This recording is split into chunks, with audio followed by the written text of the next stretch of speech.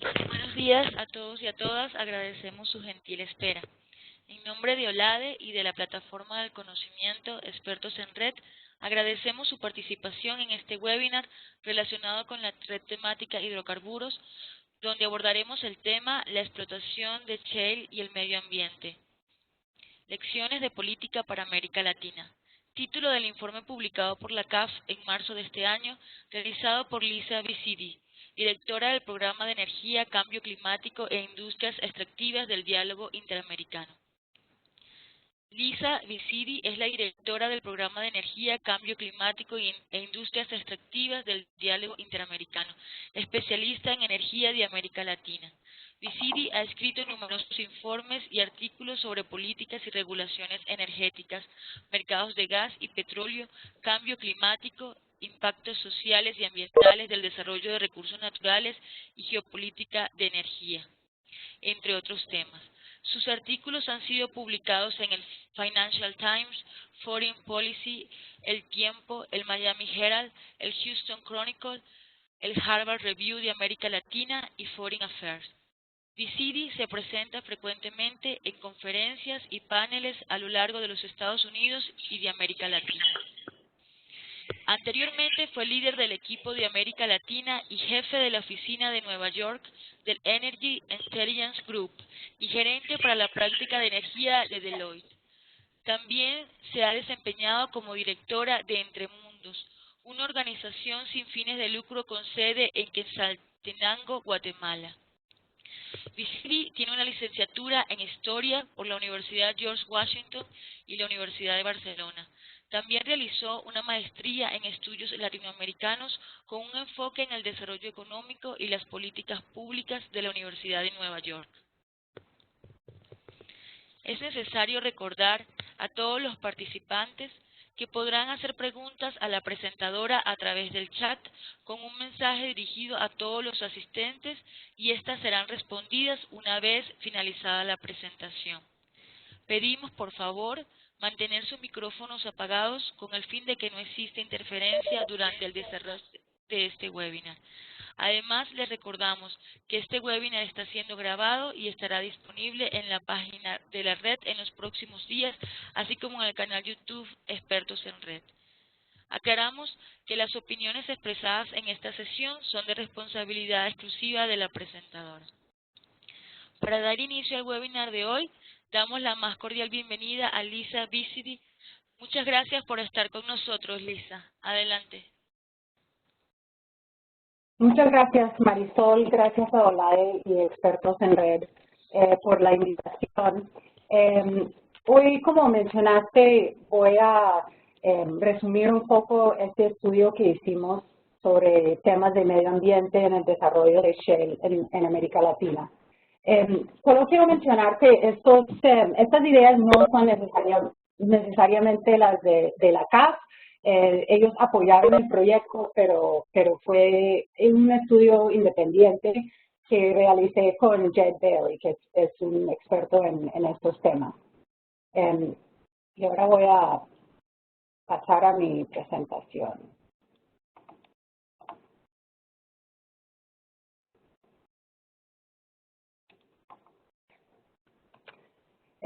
Bueno, para empezar, solamente quiero mencionar para los que no conocen el diálogo interamericano que somos un centro de investigación y nuestra misión es promover la gobernanza democrática, la prosperidad y la equidad social en América Latina y el Caribe.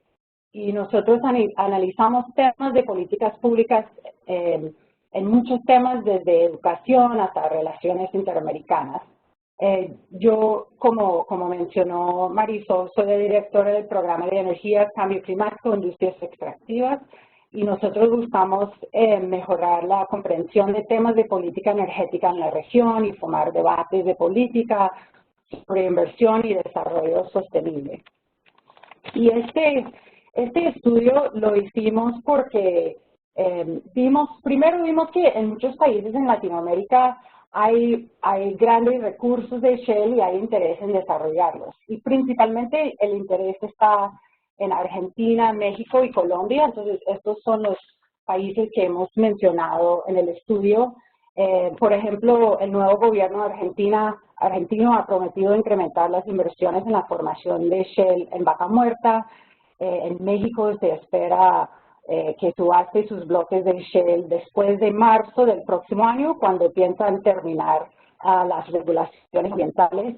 Y en Colombia están considerando incluir los bloques de shale en próximas licitaciones. Además de esto, hay muchos desafíos en la explotación del shale, pero creo que hacer las regulaciones ambientales es uno de los grandes desafíos y requiere una respuesta basada en información y experiencia. Y Estados Unidos realmente es el único país del mundo que tiene mucha experiencia en el desarrollo del shale. Entonces, estos gráficos se muestran que realmente en Estados Unidos la producción de petróleo y gas de shale ha aumentado muy rápido en muy poco tiempo y hace poquito tiempo. Entonces, eso es importante porque es una industria que está cambiando muy rápido y las tecnologías básicas que son utilizadas para la explotación de shale, como perforación horizontal y la fractura hidráulica, han estado en uso desde hace mucho tiempo, décadas. Pero solamente recientemente los avances tecnológicos han permitido la explotación rentable del recurso. Entonces, la industria es nueva, las tecnologías están cambiando y además en estos tiempos de presión por reducir los costos e incrementar la productividad en cada pozo por los bajos precios de petróleo, ha evolucionado creo que aún más rápido, porque hemos visto que a pesar de la baja de precio de petróleo, todavía hay mucha producción de shale en Estados Unidos y han encontrado formas de ser más eficientes. Eso quiere decir que las regulaciones ambientales también tienen que desarrollar y evolucionar muy rápido. Entonces, lo que era mejor práctica en Estados Unidos hace 2 años ha cambiado, cada año está cambiando, cada año están encontrando nueva información. Entonces, las conclusiones para políticas públicas podemos generalizar en 3. Uno es que la flexibilidad para el diseño y la implementación de regulaciones ambientales es crítico. Segundo, los reguladores necesitan suficientes recursos, capacidad y acceso a datos. Y tercero, la transparencia es muy importante, tanto para los reguladores como para el apoyo de la sociedad civil y comunidades locales. Entonces, voy a explicar un poquito de cada uno. Entonces, la flexibilidad regulatoria tiene muchas ventajas. Como Estados Unidos es una federación, da mucha libertad regulatoria a cada estado.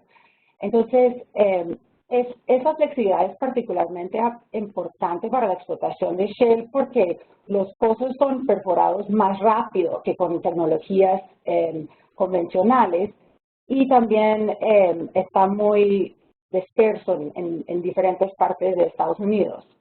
Las diferentes prácticas regulatorias en diferentes estados han creado como un proceso de experimentación regulatoria y una base de mejores prácticas que han podido compartir entre diferentes estados, y eso ha sido una ventaja.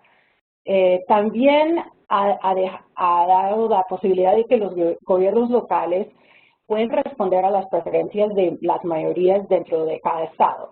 Por ejemplo, en estados como Oklahoma, Texas, donde ha habido siempre una industria grande de petróleo y por lo general las personas en estos estados han aceptado la explotación de shale como una fuente importante de desarrollo económico.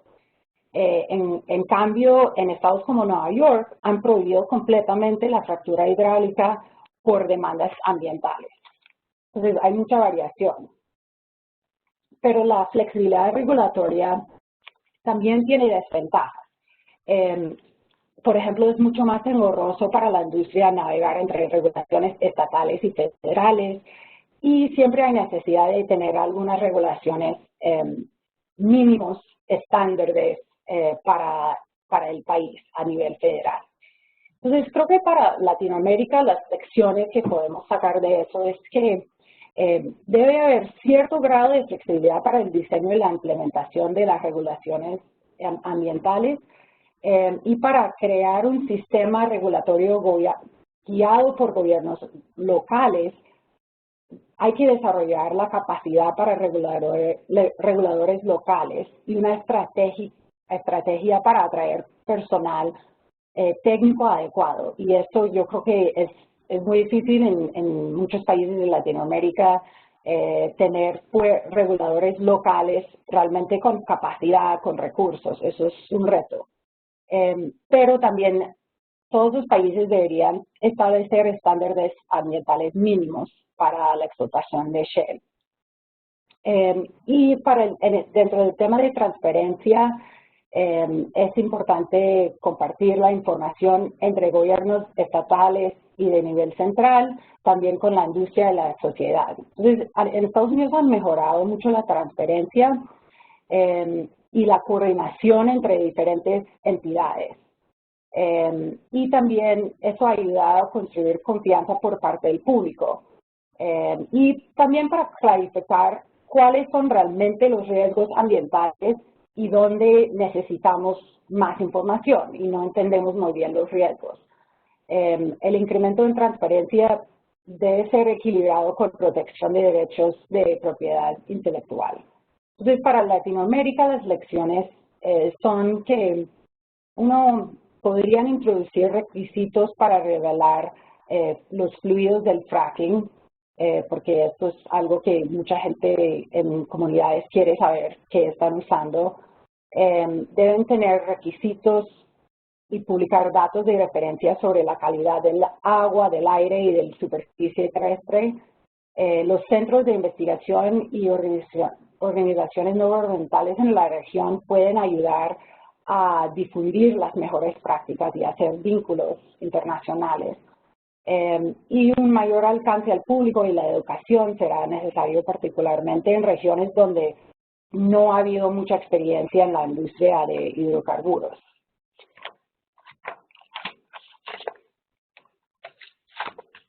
Entonces, en nuestro estudio identificamos un poco cuáles son los riesgos, porque hay algunas cosas que no están tan claras y otras que sí, y otra información que ha salido muy recientemente. Entonces,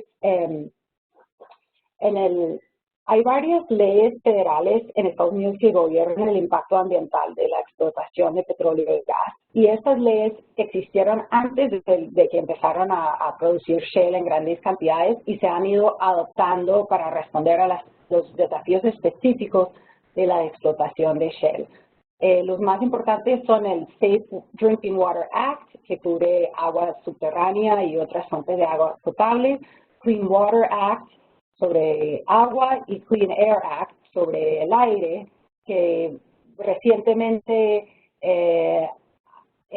las cortes han dicho que el Clean Air Act también regula emisiones de gases de efecto invernadero, y eso amplía mucho más su impacto.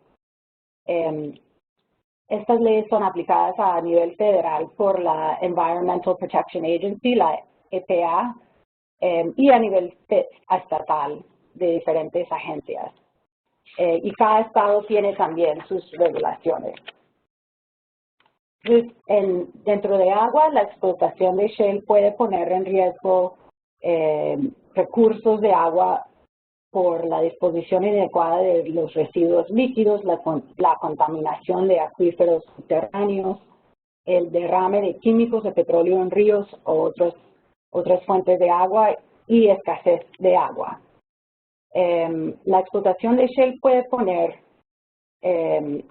bajo una operación normal, la contaminación del agua es mínimo por el revestimiento con cemento que previene la fuga externa de gas o petróleo.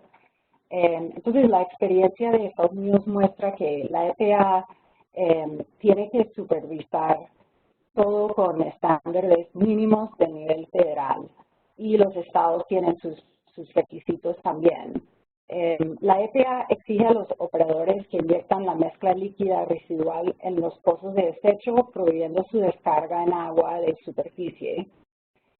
Y en junio del 2015 sacaron una publicación muy importante, era un reporte orador que notó que la cantidad de casos de contaminación de agua en la explotación de Shell fue pequeña en relación a la cantidad de pozos. Y en este reporte, la EPA no encontró evidencia generalizada de impactos sistémicos sobre recursos de agua potable. Entonces, eso fue un estudio que estaban haciendo por 5 años, recolectando muchos datos, y salieron con que hay pocos ejemplos de contaminación de agua, y eso fue muy importante porque clarificó muchas dudas que mucha gente tenía. También hay cuestiones de la cantidad de agua utilizada en la fractura hidráulica, y recientemente la industria está adoptando, y una posible solución es que los operadores pueden en algunos casos acceder a acuíferos salinos subterráneos, tratar y utilizar parte del agua producida o transportar agua de otros sitios. Y la explotación de Shell también puede afectar el aire por la emisión de polvo y gases de los camiones que usan, las emisiones por bombas a base de diésel y equipamiento de perforación, la intencional quema o ventilación de gases, o las emisiones de metano. Y esto es un tema reciente que ha salido con un debate muy fuerte en Estados Unidos, el tema del metano.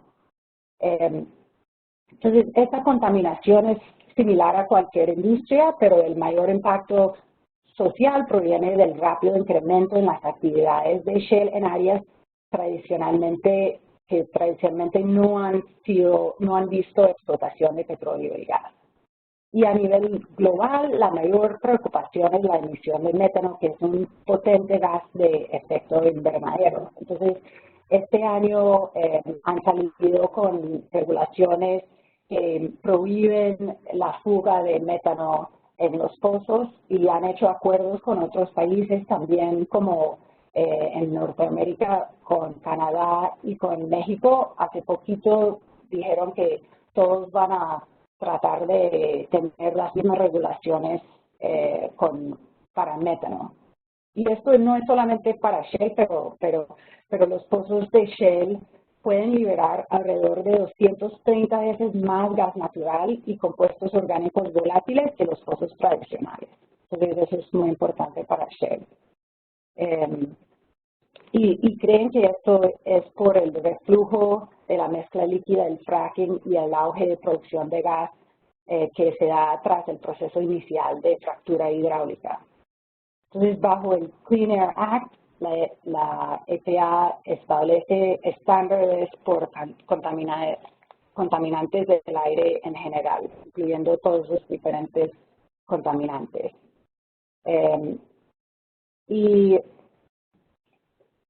Y también exigen que las instalaciones de producción reporten sus emisiones.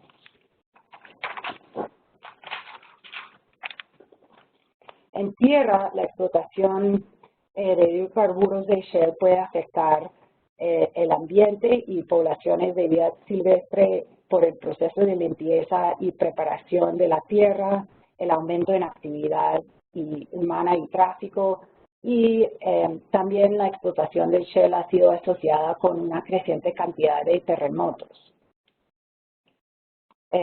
Y esto es un ejemplo de un fenómeno que todavía están investigando. Entonces, no está muy claro todavía si los terremotos son causados por el fracking, pero parece que la mezcla líquida residual parece estar fluyendo hacia las formaciones de rocas y permitiendo que estas formaciones se deslizan más fácilmente, creando más terremotos de baja intensidad.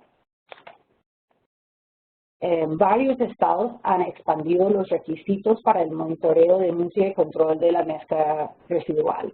Y una posible solución es que están examinando es poner requisitos que exigen el revestimiento en cemento para el fondo de los pozos de desechos y el revestimiento de las zonas más altas para prevenir la contaminación de acuíferos subterráneos.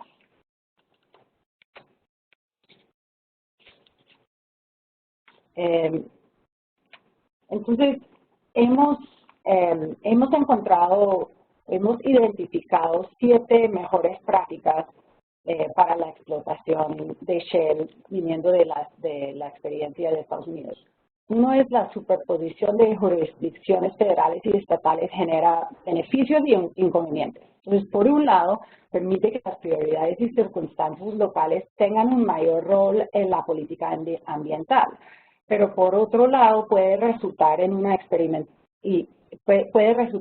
incremento de la brecha entre los requisitos de nivel estatal y mínimos de nivel federal.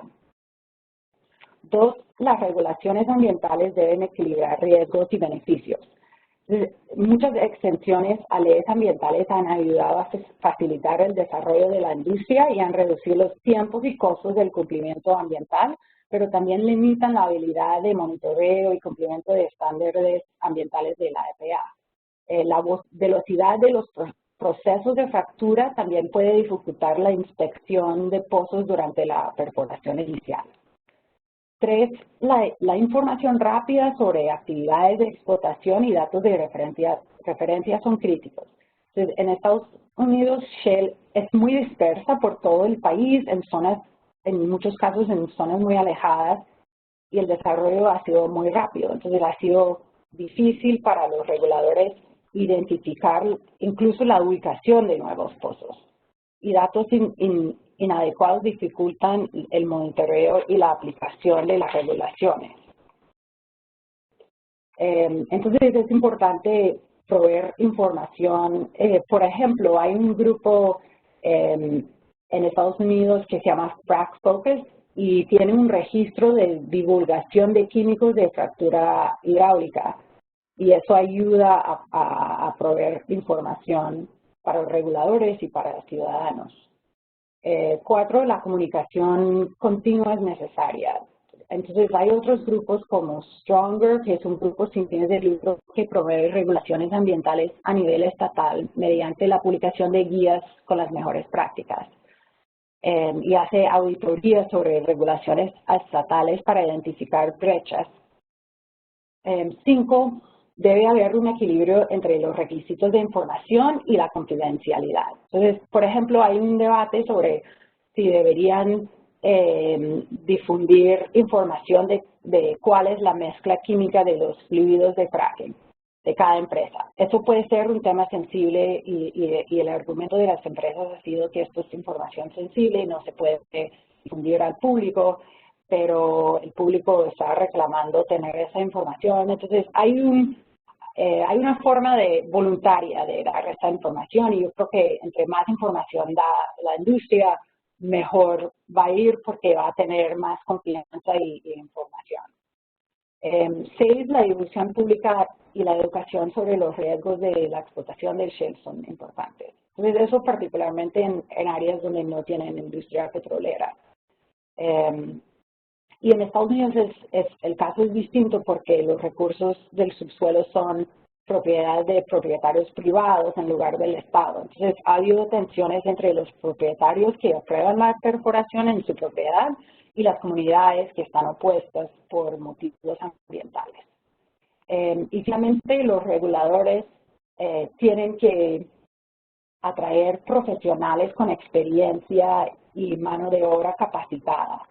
Un alto nivel de habilidades técnicas son necesarias para regular estas actividades.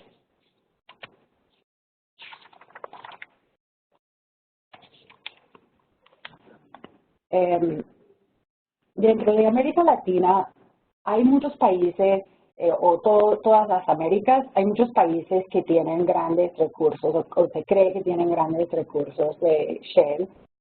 Nosotros nos enfocamos, como mencioné, en Argentina, México y Colombia, que tienen bastante potencial y también mucho interés. Entonces, hay otros países en América Latina como Brasil y Venezuela que también tienen grandes recursos, pero no ha sido una prioridad porque tienen más recursos en costa afuera o como en Venezuela, en el Orinoco, que tienen más potencial, son más fáciles de desarrollar. Mientras en Colombia necesitan más, subir sus reservas, entonces están buscando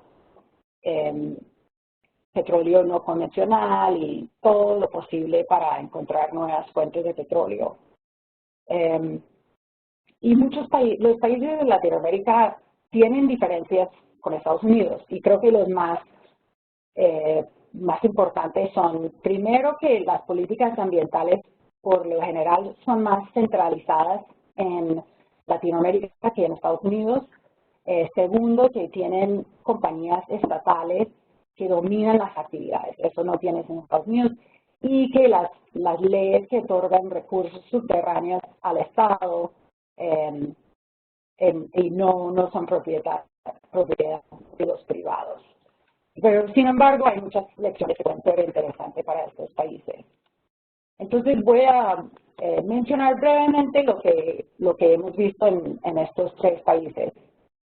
En Argentina, la formación de Shell de Vaca Muerta ha traído interés de muchas petroleras, pero Argentina todavía no ha producido volúmenes significantes de petróleo y gas de Shell. Pero el presidente Macri ha prometido incrementar la inversión extranjera en el sector, especialmente en Vaca Muerta. Argentina tiene una estructura dual, entonces tiene nivel federal y provincial para la regulación ambiental. La responsabilidad sobre la regulación ambiental es más enfocada en las provincias comparado con otros países de Latinoamérica. Recientemente el Ministerio del Medio Ambiente y Desarrollo Sostenible fue elevado por el nuevo gobierno al nivel de ministerio, entonces creo que eso muestra que es una prioridad la regulación ambiental. Y cada provincia tiene su propia Secretaría de Energía, muchas tienen sus propias compañías de energía estatales que pueden asociarse con privados. Y algunas provincias, hay muchas diferencias entre provincias, entonces algunas han promulgado legislación ambiental específicamente para Shell, otras tienen para la industria en general, pero no para Shell en específico. Y yo creo que las regulaciones provinciales tienen el potencial de ser más adaptables a las necesidades específicas de cada provincia. Y en el tema de transparencia e información para el público, no ha habido tanto debate en Argentina hasta ahora. La explotación de Shell es en una zona donde hay mucha experiencia con el sector de hidrocarburos, pero ha habido también por Buenos Aires, hay algunos debates sobre los méritos. Yo creo que si crece, a medida que la industria crezca, estos temas van a ser más miradas y tal vez va a haber más debate. En México, a pesar de que México tiene una zona con recursos de Shell justo al lado de la frontera donde hay mucho desarrollo de Shell en Texas, en Estados Unidos, a pesar de eso, los recursos de Shell han atraído pocas inversiones hasta la fecha.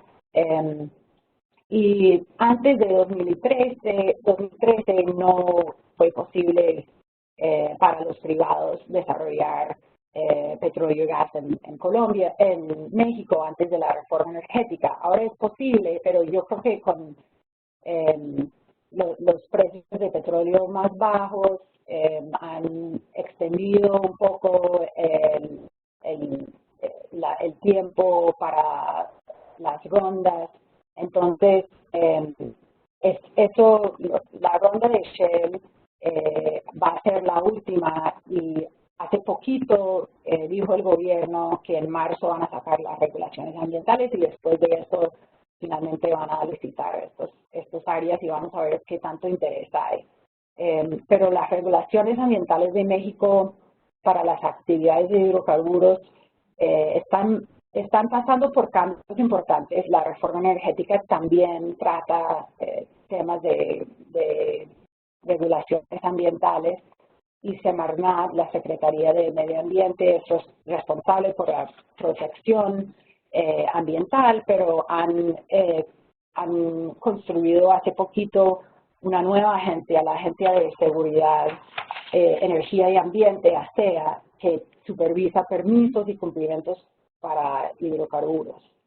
Pero ASEA es una agencia nueva, están desarrollando su organización interna, sus procesos, metodologías, y ahora están más, por el momento, más enfocados en convencionales, pero eventualmente van a tener que mirar los no convencionales. Y creo que en México también hay un poco de un debate sobre los riesgos ambientales. No es tan fuerte porque todavía no hay actividades no convencionales, pero yo creo que también uno puede ver más debate en los próximos años. En Colombia, los recursos de Shell han atraído la atención de compañías petroleras, incluyendo las grandes, los majors, pero aún no se encuentran en estadios iniciales de desarrollo. En 2012, el gobierno realizó la primera licitación de licencias de exploración de Shell, pero desde que cayó el precio de petróleo, las rondas han sido un poco decepcionantes. En el 2014, solo uno de los 18 bloques no convencionales presentados recibió ofertas. Y hay mucha incertidumbre sobre la posibilidad de producir Shell por temas no tanto de recursos, sino hay mucha oposición de las comunidades locales. Hace 2 años, mucha gente estaba puesto a desarrollar Shell en Colombia. Incluso no habían realmente empezado a hacer actividad, pero había mucho debate. Hoy en día no hay tanto debate en Colombia porque se han dado cuenta que eso está por el momento paralizado, pero yo creo que va a ser un tema muy importante en Colombia y complicado. Entonces va a ser importante tener acceso a información, estadísticas, experiencia de otros países, etcétera. Entonces eso es mi resumen de lo que vimos y estoy a su disposición para responder a cualquier pregunta. Muchas gracias. Muchas gracias, Lisa. En este momento vamos a dar unos minutos a los participantes para que nos puedan hacer llegar a través del chat las preguntas que hayan surgido durante la presentación.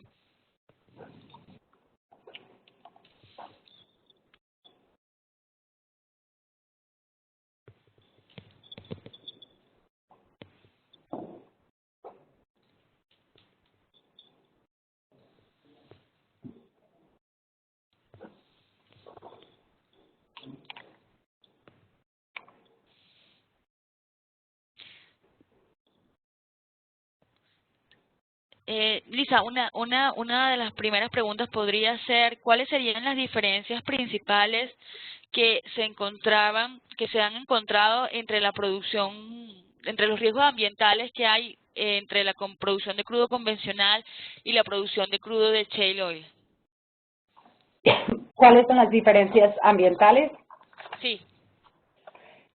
Bueno, estos son, como mencioné, se puede decir que hay riesgos en agua, aire y tierra. Entonces, por ejemplo, en aire vienen muchos camiones. El proceso de la explotación de Shell mucha gente dice que es como un proceso de manufactura. Entonces, vienen muchos camiones, a veces tienen que traer agua.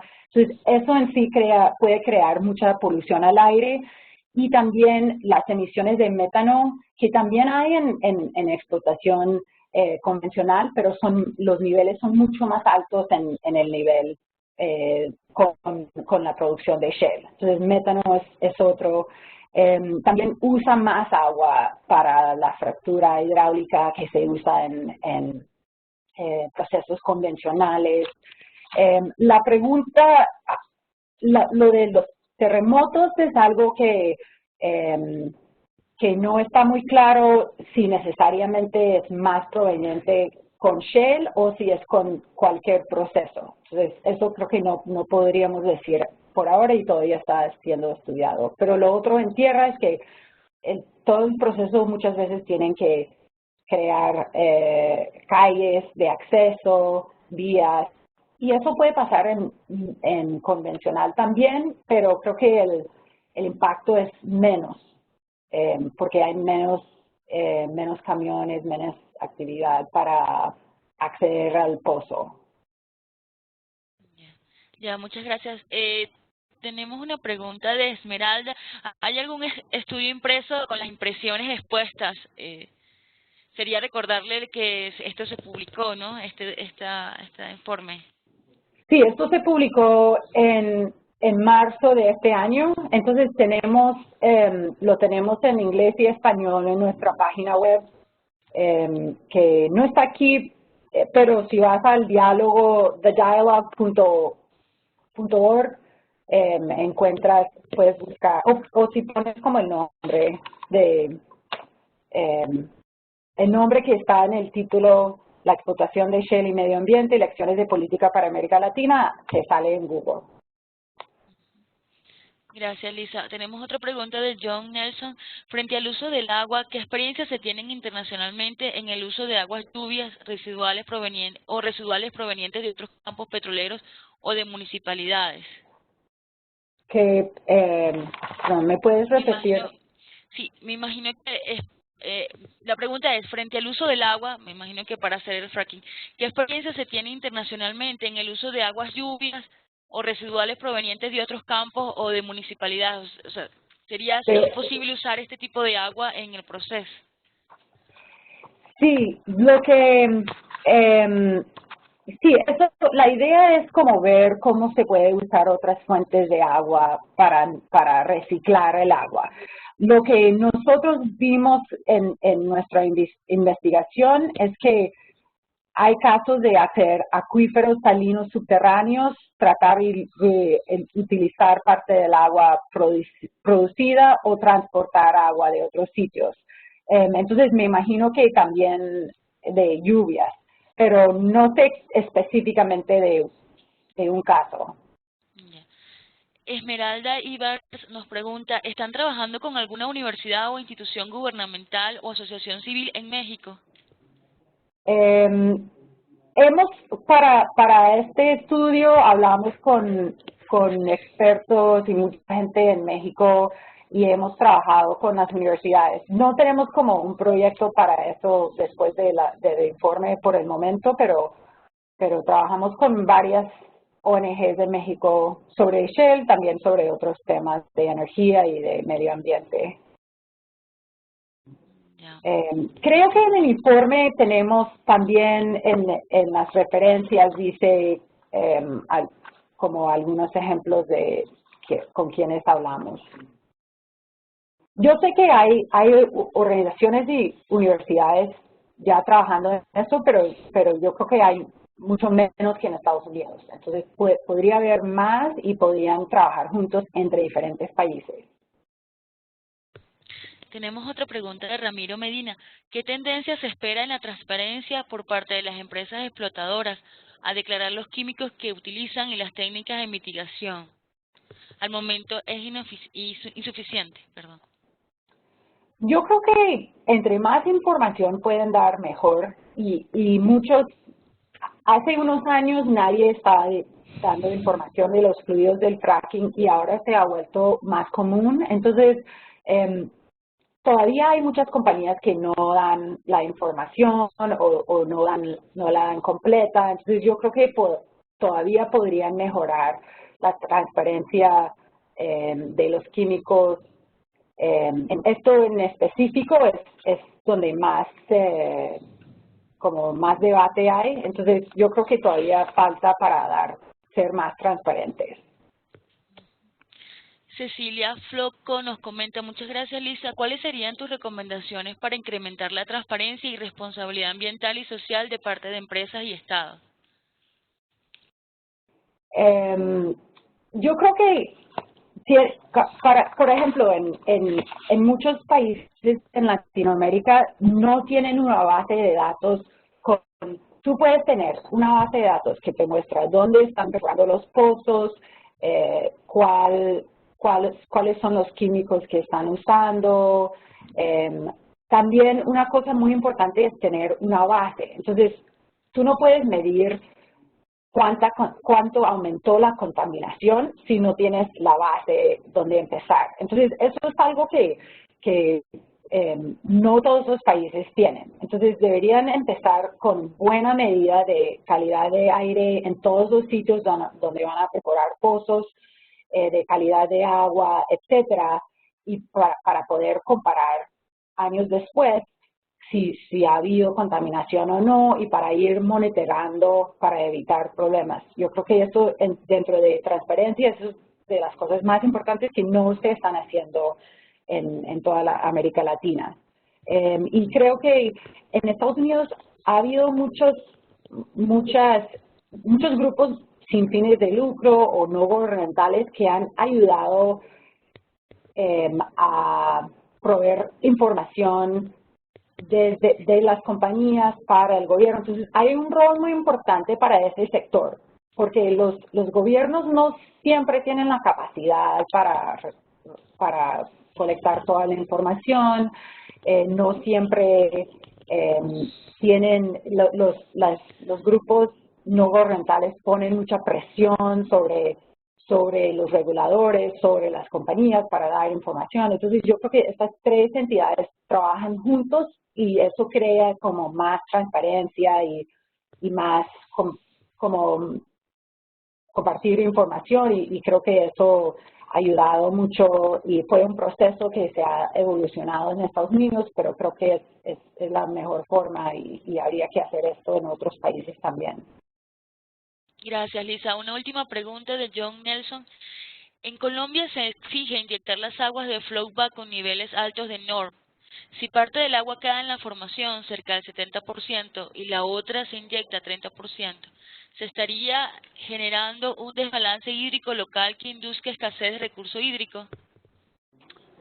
La verdad no sé, esto es un poco más allá para clarificar, nosotros somos un centro de políticas públicas, entonces, aunque nosotros teníamos que mirar cuáles son en general queríamos mostrar, mira, esto realmente es un riesgo, esto tiene solución, esto no sabemos, cómo clarificar los mitos o la falta de información, pero nuestro enfoque en mejores prácticas es mejores prácticas en políticas públicas. Entonces, yo no soy como ingeniera ambiental para realmente hablar de estos detalles y realmente no fue el objetivo del estudio. Lisa, tenemos una última pregunta más. Nos dice Mara Duque. Gracias, Lisa. La falta de habilidad en países latinoamericanos con respecto a la producción de Shell aumentará el costo de proyectos en la región. Con los precios de petróleo bajos, ¿crees que empresas nacionales van a poder impulsar este sector? ¿Empresas privadas van a invertir en la región sin tener que importar equipos? Sí, sin duda, esto es una buena pregunta y sin duda la caída del precio de petróleo ha frenado un poco la actividad. Yo creo que depende un poco del país. Entonces, creo que Argentina es la excepción, o sea, ha sido menos afectada por la caída del precio de petróleo. Eso tiene que ver en parte porque Argentina las condiciones están un poco mejor, el recurso es muy bueno, es un área donde hay actividad petrolera, entonces eso baja un poquito los costos. También el gobierno y YPF tuvo un rol muy importante en promover esto, pero todavía no tienen cantidades grandes de producción.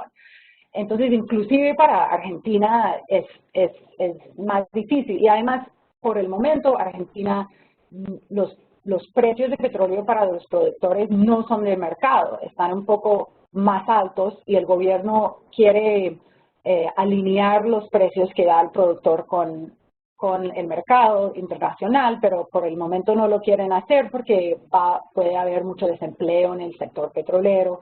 Entonces hay un incentivo que no existe en otros países en Argentina.